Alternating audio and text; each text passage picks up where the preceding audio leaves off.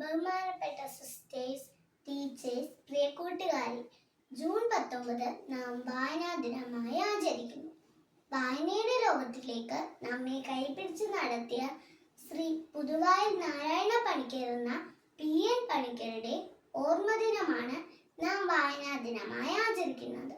1996 മുതലാണ് നാം വായനാ ദിനം ആചരിക്കാൻ തുടങ്ങിയത്.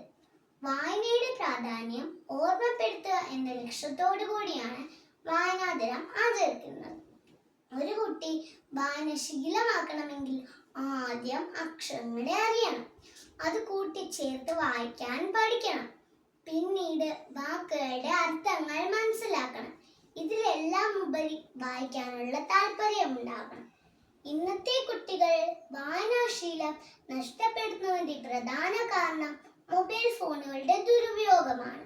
വിനോദത്തിന് വേണ്ടി മണിക്കൂറുകളോളം സോഷ്യൽ മീഡിയകളിലും വീഡിയോ ഗെയിമുകളിലും സമയം ചിലവിടാൻ കുട്ടികൾക്ക് എഴുത്തും വായനയും അറിയണമെന്ന് നിർബന്ധമില്ല. എന്നാൽ ഒരു പുസ്തകം വായിക്കണമെങ്കിൽ എഴുത്തും വായനയും അറിഞ്ഞേ മതിയാകും. ഫോണിന്റെ സ്ക്രീനിലേക്ക് നമ്മൾ നൽകുന്ന ശബ്ദ നിർദ്ദേശങ്ങൾ അക്ഷരങ്ങളായി ടൈപ്പ് ചെയ്യാൻ കഴിയുന്ന സാങ്കേതിക വിദ്യ ഇന്ന് ഫോണിലുണ്ട്. എന്തിനും ഏതിനും ഫോണിനെ ആശ്രയിക്കുന്ന ഈ കാലഘട്ടത്തിൽ ഇനി എന്തിന് അക്ഷരങ്ങൾ പഠിക്കണം എന്ന് ചോദിക്കുന്ന ഒരു തലമുറ ഇവിടെ വരാനിരിക്കുന്നു എന്ന് ഞാൻ ഭയക്കുന്നു. വർഷങ്ങൾക്ക് മുമ്പ് എഴുതിയുണ്ടാക്കിയ പുസ്തകങ്ങളിലെ വിവരങ്ങൾക്ക് പോരായ്മകളുണ്ടെന്ന് പരാതി പറയുന്ന ഇന്നത്തെ തലമുറ മറന്നു പോകുന്ന ഒരു സത്യമുണ്ട്. വിരലെന്ന് നിൽക്കുമ്പോൾ സ്ക്രീനിൽ തെളിയുന്ന ഈ വിവരങ്ങൾ കമ്പ്യൂട്ടറിൽ നിറച്ചത് ആ പഴയ പുസ്തകങ്ങളിൽ നിന്നാണ്. പുസ്തകങ്ങൾ അറിവിന്റെ അമൂല്യ ശേഖരങ്ങളാണ്. വായന മനോഹരമായൊരു അനുഭവം.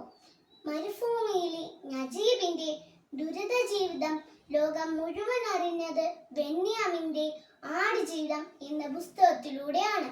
ഒരു പുസ്തകത്തിന് സമൂഹത്തിന് എത്രയേറെ സ്വാധീനിക്കാൻ കഴിയും എന്നുള്ളതിന്റെ തെളിവാണിത്.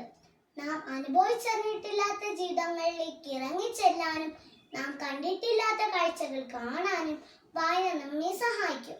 ദേശങ്ങൾക്കപ്പുറവും ഭാഷകൾക്കപ്പുറവും സഞ്ചരിക്കാനും വായന നമ്മെ സഹായിക്കും. അതിനാൽ വായന നമുക്കൊരു ശീലമാക്കാം. അക്ഷരങ്ങൾ അന്യമാകുന്ന ഒരു കാലത്തിലേക്കല്ല, മറിച്ച് പുസ്തകങ്ങൾ കൂട്ടുകാരാവുന്ന ഒരു നാളെയിലേക്ക് നമുക്ക് നടന്നു കയറാം. എല്ലാവർക്കും വായന ഒരു ശീലമാക്കാൻ കഴിയട്ടെ എന്ന് ആശംസിച്ചുകൊണ്ട് ഞാൻ എൻ്റെ വാക്കുകൾ നിർത്തുന്നു. നന്ദി, നമസ്കാരം.